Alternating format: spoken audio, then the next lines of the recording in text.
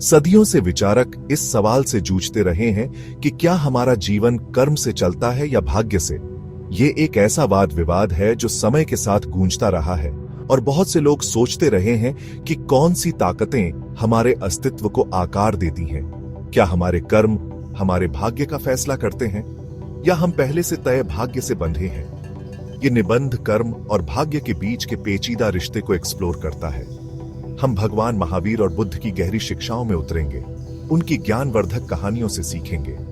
उनकी यात्रा को समझकर हम इस पुराने सवाल की बहुमूल्य जानकारी प्राप्त कर सकते हैं।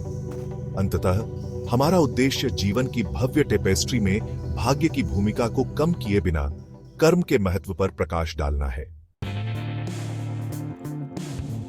जैन धर्म के एक केंद्रीय व्यक्ति भगवान महावीर ने कर्म के सर्वोपरि महत्व पर जोर दिया। राजघराने में जन्मे, उन्होंने आध्यात्मिक मुक्ति की तलाश में अपनी सांसारिक संपत्ति का त्याग कर दिया।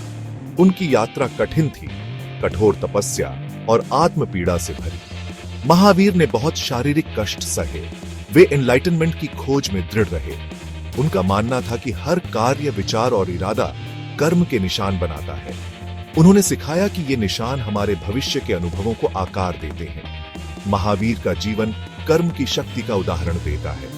अनुशासित कार्यों और अटूट ध्यान के माध्यम से उन्होंने जन्म और मृत्यु के चक्र से मुक्ति प्राप्त की। उनकी कहानी हमें सिखाती है कि हम अपने भाग्य के निर्माता हैं, इसे अपने विचारों, शब्दों और कर्मों से आकार देते हैं।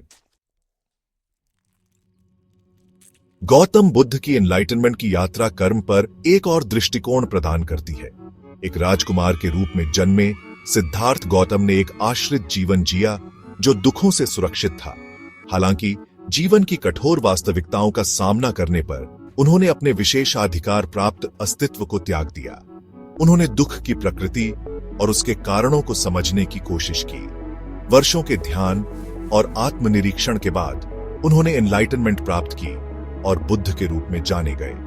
बुद्ध की शिक्षाओं ने कर्म के नियम पर जोर दिया, जिसमें कहा गया है कि हर क्रिया का एक परिणाम होता है। उन्होंने सिखाया कि अच्छे कर्म सुख की ओर ले जाते हैं, जबकि बुरे कर्म दुख का कारण बनते हैं। हमारे कार्यों के कर्म के परिणामों पर बुद्ध का जोर हमें करुणा, दया और क्लीन कॉन्शियंस से निर्देशित जीवन जीने के लिए प्रोत्साहित करता है।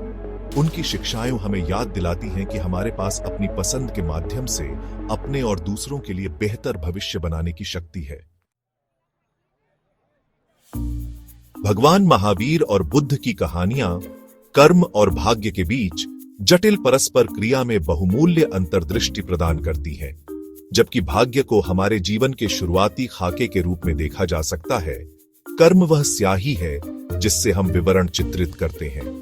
हमारे कर्म हमारे पिछले कर्मों से प्रभावित होकर भाग्य के ढांचे के भीतर हमारे जीवन के पाठ्यक्रम को निर्धारित करते हैं। जिस तरह एक चित्रकार एक उत्कृष्ट कृति बनाने के लिए अलग अलग रंगों और तकनीकों का उपयोग कर सकता है, उसी तरह हमारे पास भी अपनी पसंद और कार्यों के माध्यम से अपने जीवन को आकार देने की क्षमता है। कर्म के नियम को समझकर हम सचेत निर्णय ले सकते हैं जो अधिक खुशी और पूर्णता की ओर ले जाते हैं। संक्षेप में, भाग्य के प्रभाव को स्वीकार करते हुए हमें यह याद रखना चाहिए कि हमारे वर्तमान कार्यों में हमारे भविष्य को आकार देने की शक्ति है। कर्म के सिद्धांतों को अपनाकर हम अपने आसपास की दुनिया में उद्देश्य, करुणा और सार्थक योगदान से भरे जीवन जीने का प्रयास कर सकते हैं।